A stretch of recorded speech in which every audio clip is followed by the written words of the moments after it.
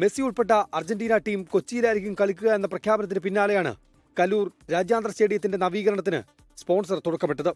70 കോടി രൂപയായിരിക്കും നവീകരണത്തിന് ചെലവഴിക്കുക എന്ന് വ്യക്തമാക്കിയത് സ്പോൺസർ തന്നെ. സ്റ്റേഡിയത്തിന് മുന്നിലെ ഏതാനും മരങ്ങൾ വെട്ടിമാറ്റിയതും കുഴികുത്തിയതും അരമതിൽ കെട്ടിയതും പാർക്കിംഗ് ഏരിയയിൽ മെറ്റൽ നിരത്തിയതുമാണ് 2 ആഴ്ച കൊണ്ടുണ്ടായ നവീകരണം.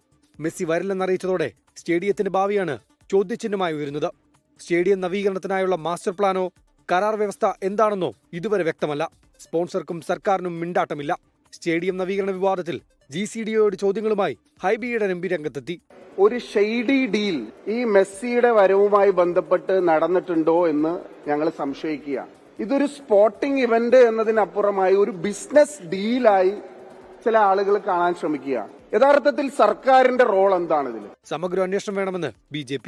അത് നോക്കൂ, ഈ മെസ്സി സ്കാമിലെല്ലാം പെടുമ്പോൾ ശ്രദ്ധ തിരിക്കാൻ അങ്ങനെയെല്ലാം ഒരു ആവശ്യം ഉണ്ടാവും നിങ്ങൾക്ക്. അത് ചെയ്തോളൂ, നോ ഇഷ്യൂസ്. സ്പോൺസറുമായുള്ള കരാർ വ്യവസ്ഥയിൽ ദുരൂഹതയുണ്ടെന്ന് കേരള വ്യാപാരി വ്യവസായി ഏകോപന സമിതി. ശരിക്കും ഒരു ദുരൂഹത നമുക്ക് തോന്നുന്നുണ്ട്. കാരണം ഇത്രയും വലിയൊരു ഈവന്റ് ഇങ്ങനെ ഒരു സ്പോൺസറെ ഏൽപ്പിച്ചുകൊണ്ട് ഇത് ശരിക്കും ഒരു അഴിമതിയുടെ നിഴൽ ഇതിന് മുമ്പിൽ കാണുന്നുണ്ട്.